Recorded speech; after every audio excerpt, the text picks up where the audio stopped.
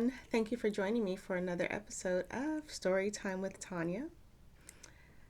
And today's episode is a story called The Watch's Secret. I hope you enjoy it. And here it goes.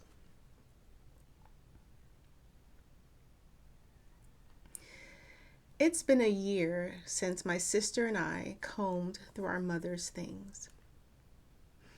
Despite our fractured relationship, her death was jarring and unexpected.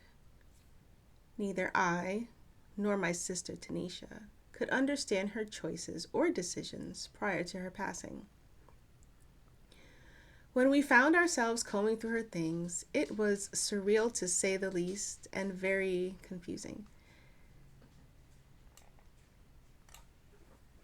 I carry the pocket watch we found amongst her things with me daily on my keys.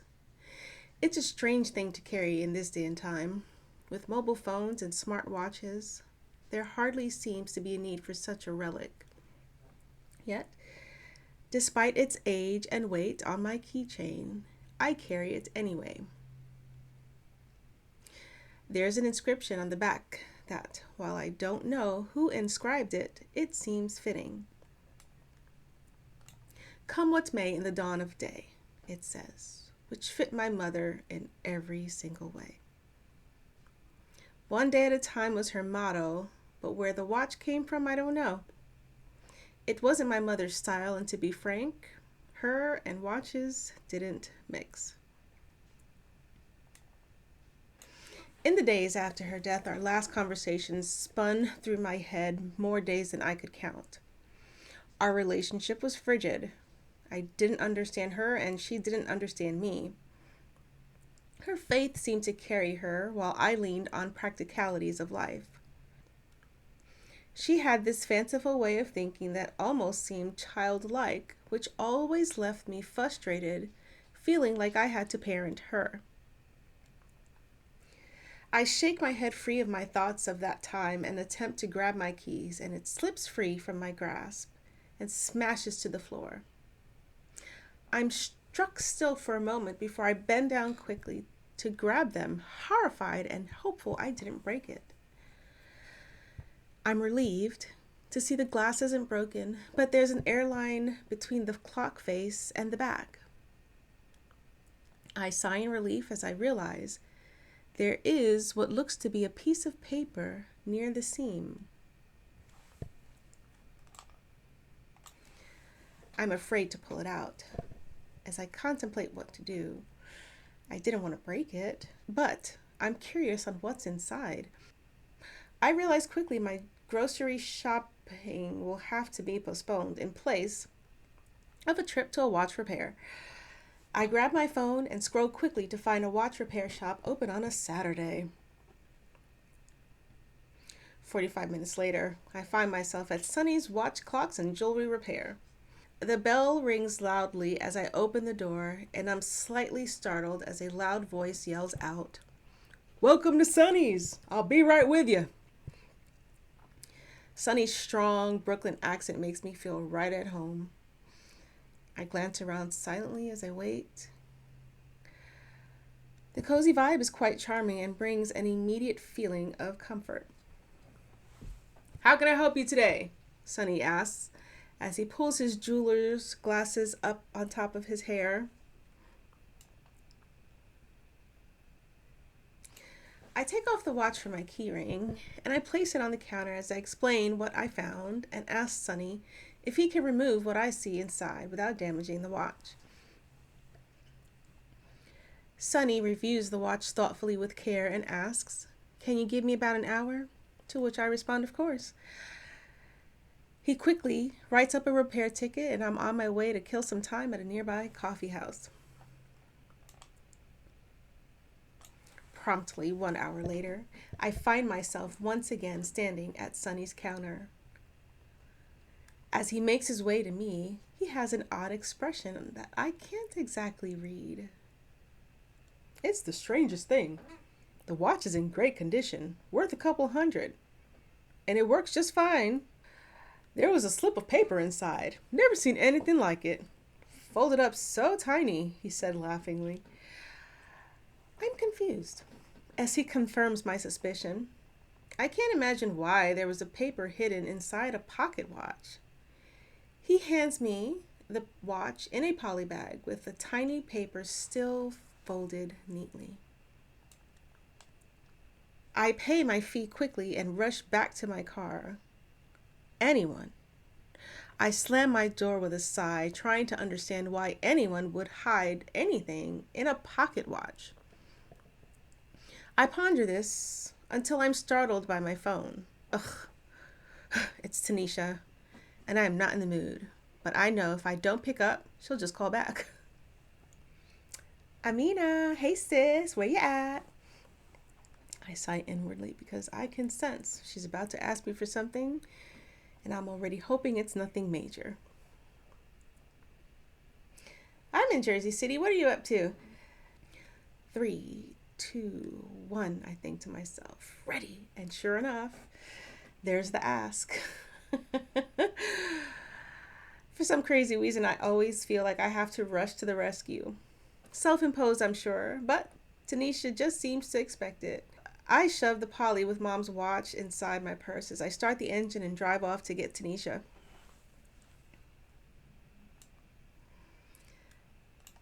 The next morning, I wake up with a start. Last night was a shit show that landed Tanisha sleeping over on my couch, with both of us slightly tipsy after a few glasses of wine and episodes of Blinded by Love. I tiptoe quietly past Tanisha to put on a pot of coffee. I was hoping to have a few moments to myself to process the note in Mom's watch, but a part of me thinks that Tanisha and I were meant to be together when the note gets opened. The smell of toast and coffee stirred Tanisha awake. As she sits at the kitchen table, I pull out the bag from my purse as I start explaining what I found with the help of Sonny the jeweler. Wow. Well, that's something now, isn't it? Have you looked at the note, she asks, to which I reply, no. Not yet. Let's sit together. She shakes her head in agreement as I start unfolding the teeny folds. We both stare, squinting at it a few moments later because the writing is so small. It looks like an address. When I flip it over, there appears to be a 6-digit code. Amina, do you recognize this address? I shake my head no. It's not where we lived as kids, or where we've ever been with Mom that I can think of, and Tanisha doesn't seem to recognize it either. I'm glad you'll be here for a few days while your kitchen is getting remodeled. Maybe we can figure this mystery out. Hey, maybe Mom was a millionaire after all. We laugh loudly because, as funny as it sounds, we both know Mom's somewhat vagabond lifestyle was hard, and the few hours a week she had worked to maintain her disability could not afford her much. So much so, we both had to supplement her income regularly.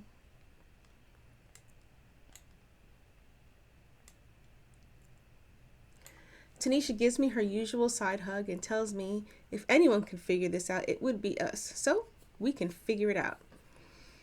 I shake my head in agreement as I pull out a tablet and we get to work.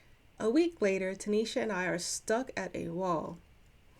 Internet map searches aren't giving us anything between Jersey City and the 5 boroughs. We're stumped and not sure where to search next. And we have no immediate family members that would know either. An address with no city or state and just a room or suite number has left us little to go by. By Friday, it's getting the best of us. While we are preparing dinner, Tanisha suddenly slams the spoon down and asks me, where are all of our pictures from growing up? It's in the closet. Give me a hand, that shit's heavy. She rolls her eyes at me as we peer into the closet at the 27-gallon tote that's filled to the brim of pictures. We struggle to pull it out because it is heavy. Who knew pictures could weigh so much? She exclaimed loudly. We plop down from the exertion and I pull the top off. There are more photo albums than I care to count and packs of unopened developed pictures. It's going to be a long night. We each pick an album and comb through for anything that might provide a clue.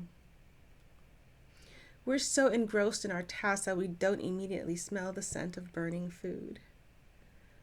Amina, the fucking gumbo, Tanisha gasps with wide eyes as we both rush to see how bad it is. The gumbo's a wrap and completely inedible. I'll order some pizza if you clean up, she asks, to which I agree. Between the pizza and drinks, I'm fighting sleep, but by 2 a.m., Tanisha is energized. She always was the night owl. I never was, so I close my eyes and doze off, only to be shaken awake roughly 30 minutes later, with a picture of Mom's old job shoved into my purview.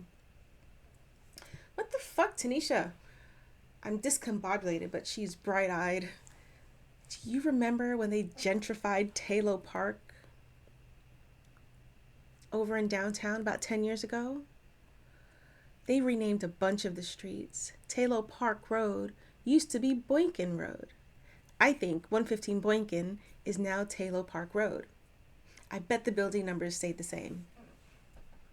I'm suddenly alert as I pick up my tablet, and sure enough, she's right. 115 Taylor is across the street from Mom's old job, and conveniently enough, it's a small storage facility. The next morning, Tanisha and I parked outside of 115 Taylor, impatiently waiting for the front doors to open. At exactly 9 a.m., Tanisha swings open the door and marches up to the bored-looking attendant, asking for box 325. The attendant motions for us to follow and lets us know we'll need our code handy because she's not allowed to give it out. She points us to a general direction and walks away. The box is pretty easy to locate, and as we stand in front of it, we're both apprehensive. What was so important that needed a storage box? Nowhere near home, and somehow paid up until the moment we got there. Tanisha punches in the code and it swings open. Inside are 3 stacks of books, varied in size, each stack bundled together by string. That's it. Nothing else. Just some books.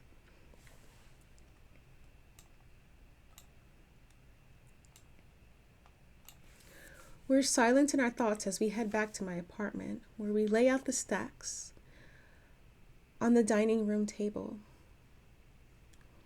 I cut off the string of one stack, which looks to be older books, and when I open the cover, I am immediately slammed with grief and understanding when I see the name Agnes written in almost childlike penmanship.